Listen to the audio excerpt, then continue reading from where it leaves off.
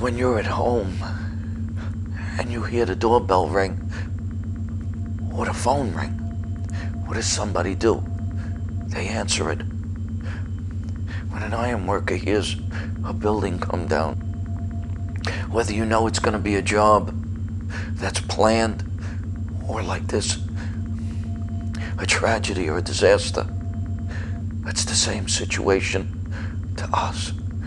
We put these buildings up, and for the most part, we take them down. So we know what our capabilities and what our capacity is. And that's why we needed to do this, because we knew we were the most highly trained. We were union labor. We went through an apprenticeship program that taught us how and what to do, how to work in a team. We knew we could do this. We knew we were the best opportunity the city had. And we knew that, we believed that there were people under there.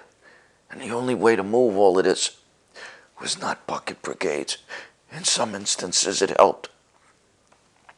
But for the most part, a man can't move mountains unless you're experienced. And we had the tools to do it, and the knowledge and the know-how.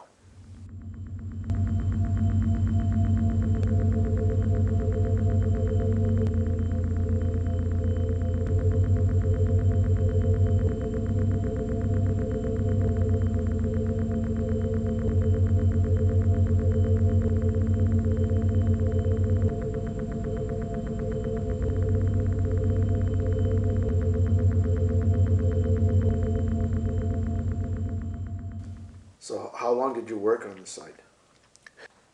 I'm compelled to only talk about my first 4 days because the company I worked for gave us a stipend that can be validated.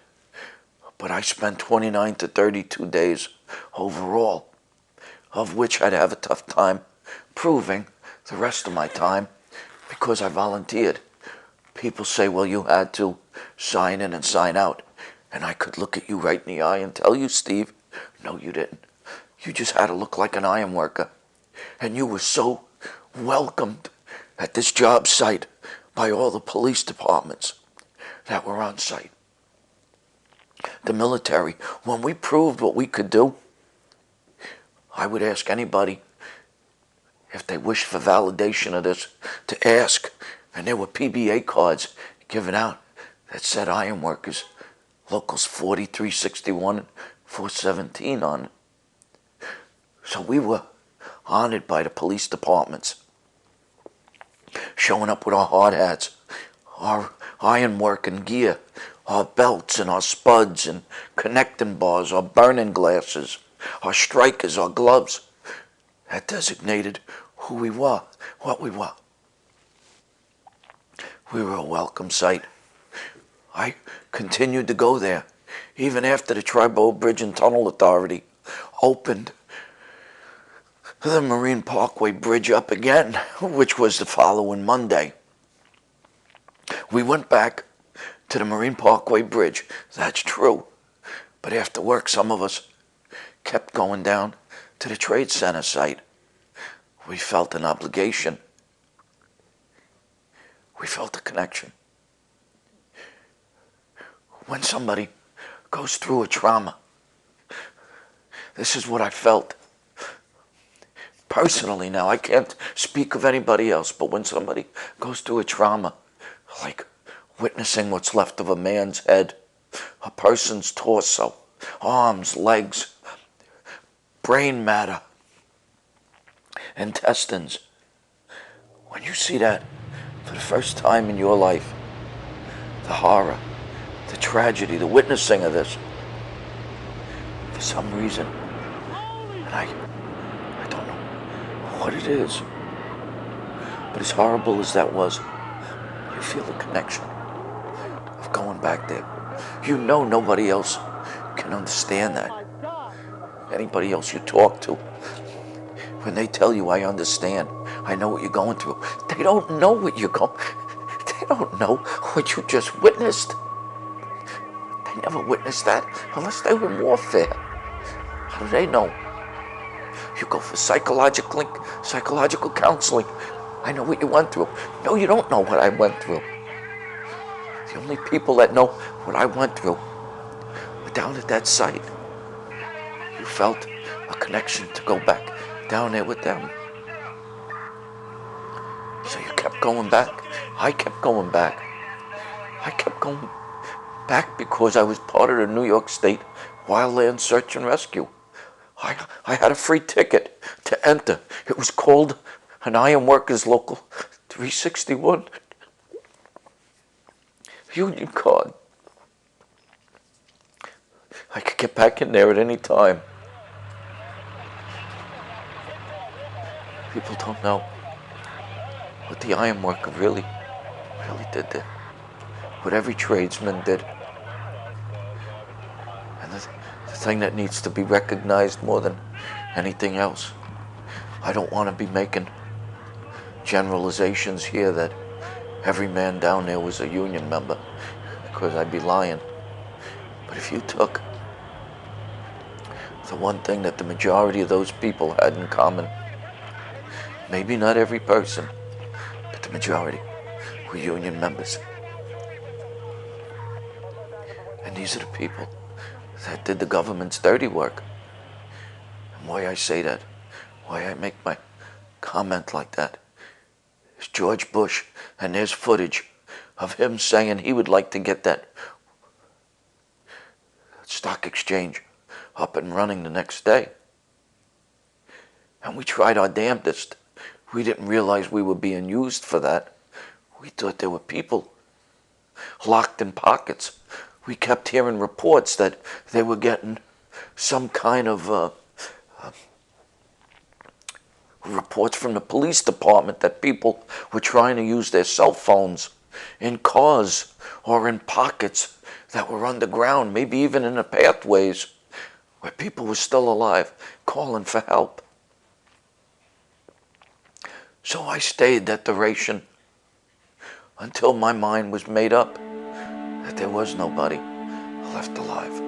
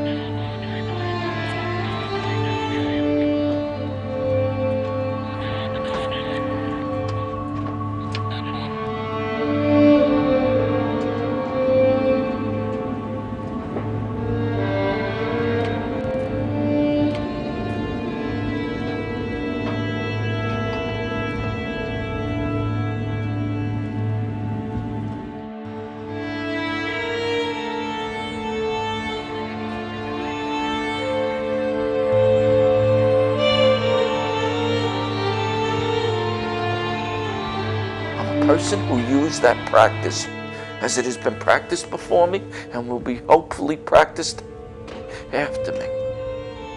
I'm doing the right thing, and I did the right thing at the right time. But in pursuing this practice, in pursuing and answering your question, and trying to find that we were going to be used as an expendable object. And I will be more than happy to argue any case of somebody that says we were not. This is my passion now. My anger lies within. We were used. We were used as a body of skilled labor to get out there and get a job done. And what was that job? It was two parts. It was two parts. Nobody in this world can tell me that those people at the very top knew or did not know that there were people still left alive. They knew nobody could live through this tragedy. And if there was, it was a very small percentage. We went there, why? Do you think we went there to get the stock exchange up and running again. I couldn't care less if the stock exchange closes tomorrow and never opens again. I, honest to God, went there to help my fellow man. I became part of search and rescue because I wanted to find a kid that might get lost in the woods, an elderly man or woman that might succumb to Alzheimer's disease, to a hunter that, for some unknown reason, thinks that weapon in his hand's going to get him out of a place that he can't find on his own. I went there for that reason, was to help my fellow man.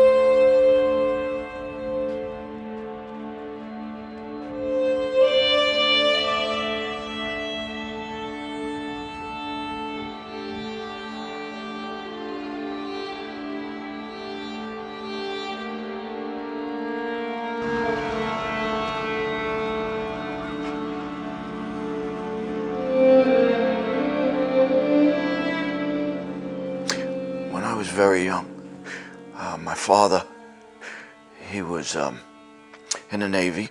Then he went to the Merchant Marine Academy. And he was in charge of welding, pipe fitting, and engineering departments at Kings Point Merchant Marine Academy in Great Neck, New York. So when I was very small, he used to bring me down because my brother and I were always fighting, so Mom couldn't take my brother and I at home at the same time. So Pop had to take one of us.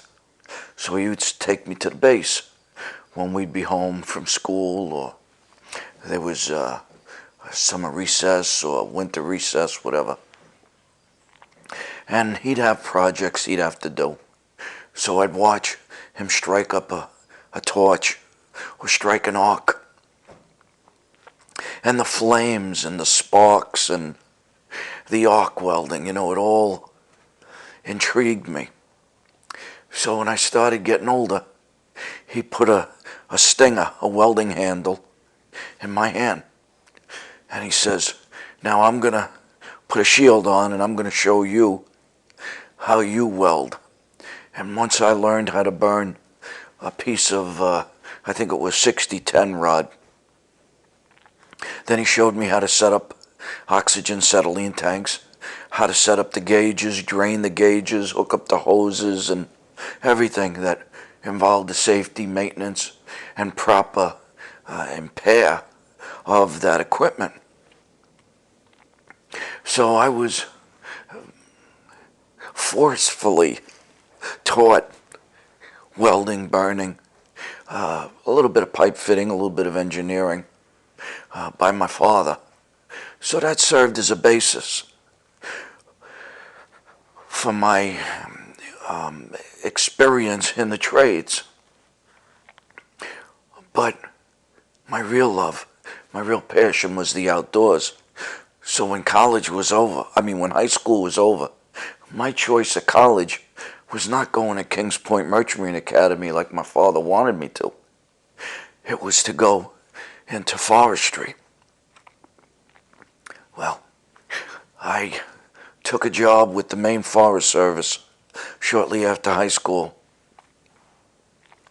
And I stayed with them until we had some rough financial economy times in this country. And then I moved back to New York, and I got in with the shop, local 455.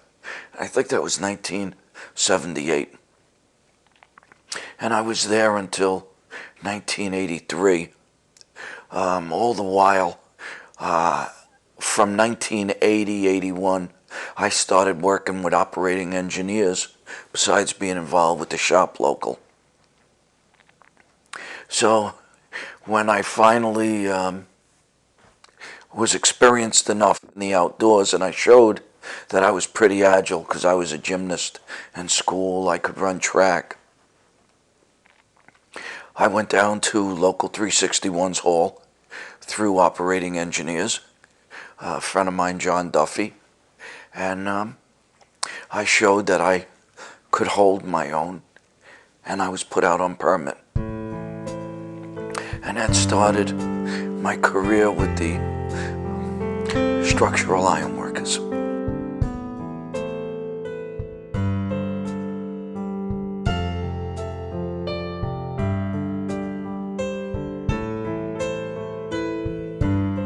One thing that may someday be put on my tombstone, not being a hero, but that I hate waste. I could see it now. Somebody going to a cemetery, and at this boneyard there's a tombstone that says John Sferazo. He hated waste. What the hell does that mean? I will not let those people that died, my buddy Mike Kendrick, my buddy Patty Fitzgerald, I'm not gonna let these people die. That life is not wasted life. I believe they died from their involvement, working shoulder to shoulder to me. But I'm not gonna let those lives be wasted. Something inside me tells me I gotta get this done, with somebody else helping me or not. I need help. I need all our brothers in solidarity to get out there and help me. Help us. Forget about helping me. Let's help us. Let's help our fellow union member, our fellow worker. You don't want to do this because you don't belong to a union? That's fine too. The unions, we set the basis for an 8-hour workday, time and a half on overtime, Saturdays and Sundays off. We set holidays, vacation time. No matter who you are, whether you're union or non-union, you better recognize it. Now, whether you're union or not, you have to accept that the unions serve a purpose. Okay, so if you're not union, then do this for your fellow worker. Let's make sure that we are not enslaved by labor, that we can have an upper hand in labor, that a laborer has a decision in his workplace, that every man is allowed the opportunity to be his own steward, not just in a union environment. Let's make this world a safer world to work in. Let's get legislation passed. Let's let the lives of these people that have been lost, those who died in the collapse, the firemen, the people afterwards, the volunteers, the area residents, the school children, the illegal immigrants that we used as slave labor. Let's get their lives utilized correctly. Let's not waste it. So when you go to a cemetery and you see a tombstone that says this guy hated waste, understand that I can't let something as precious as life be wasted. My uncles fought for this country. I lost some of them. I never got to meet them before my time. My family, my mom's side of the family, part Italian or Italian that was executed by the Nazis. They fought for future generations. I'm here right now to pay homage to all that life and the life after me.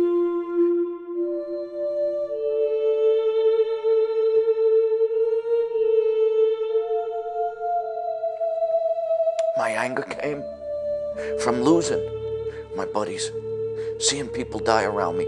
Everybody talks about Tim Keller. I want people to know Tim Keller was an emergency medical technician, an EMT. Tim Keller went through psychological counseling. Tim Keller went through psychological counseling with me in group therapy. Tim Keller's tombstone was being paid for by local 361 Ironworkers. Tim Keller was not a union man out of the Ironworkers Local. But the Ironworkers stood up at a conference that we held. President Dick O'Kane, a business manager, stood up along with Donald Cusick and told the family of Tim Keller that we will pay for that tombstone. I knew Tim Keller pretty well. There's no doubt in my mind that Tim Keller died from his involvement. Too many things he told me, too many things that were mentioned in group therapy. I can't talk about them, but too many things were said. That leads me to know this man could not fabricate this story.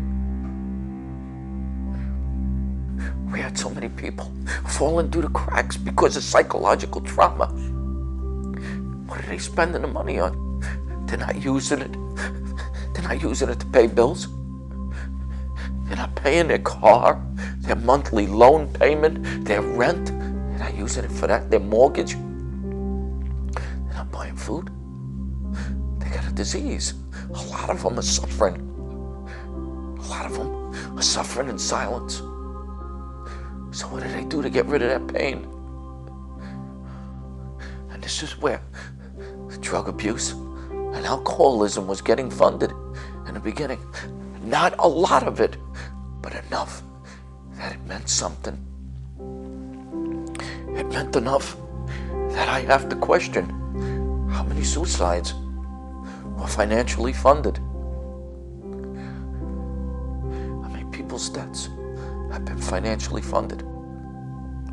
So we sat down, a board that I started putting together. Through Victor Fusco, we created a name. Well, people calling us a hero. We're not heroes. I still, to this day, I look you in the eye and I tell you I am not a hero. I find that a derogatory statement. I'm not a hero.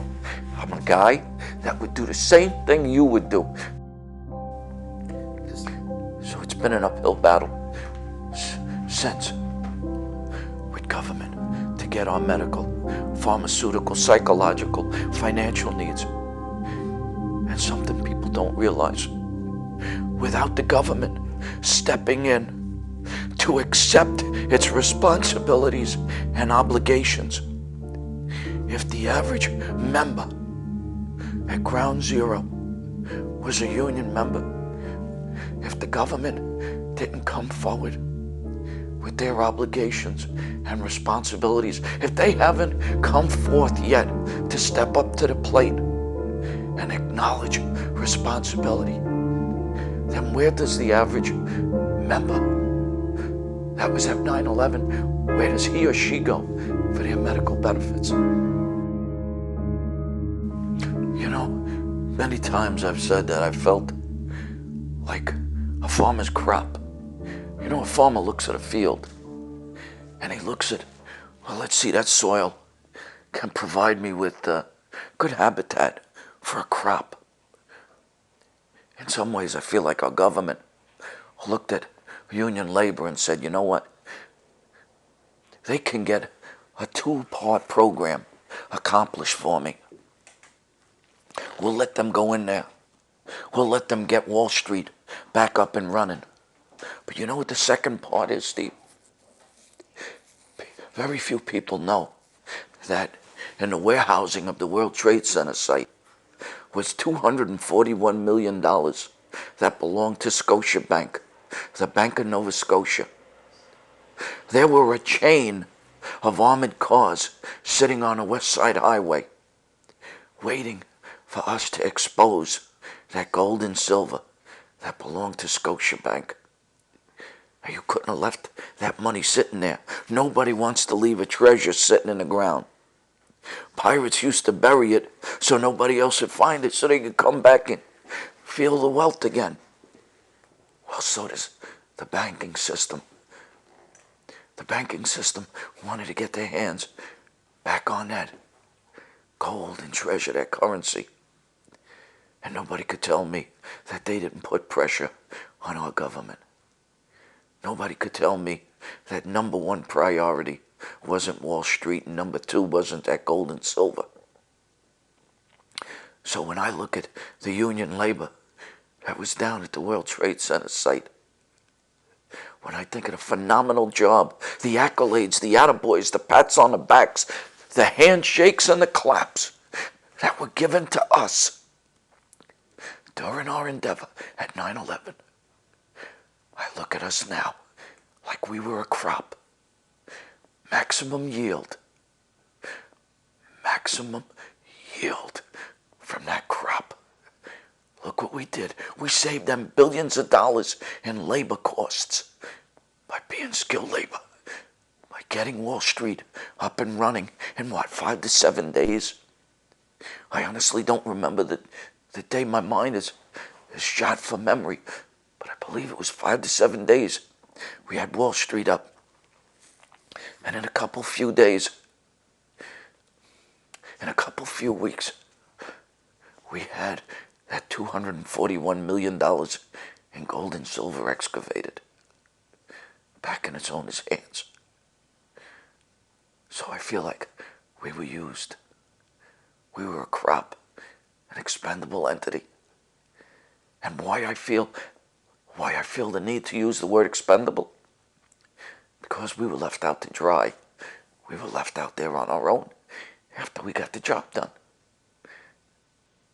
If we were the golden goose, and we were going to be bred for those golden eggs, they'd keep giving us the medical and pharmaceutical and psychological needs. They'd worry about our financial needs now. So we wouldn't have situations where people are committing suicide because they can't afford to keep their family running. I wouldn't have, like this morning, I got a call here, 17 minutes after 7. I asked the man that owns this house if I woke him or his wife up, because I got a phone call. I got a phone call from a guy that was telling me he was going to wait till 12 o'clock on Friday afternoon to drive his Corvette into a train because this man can't take it no more. Nobody could tell me that our government is doing its job. Nobody.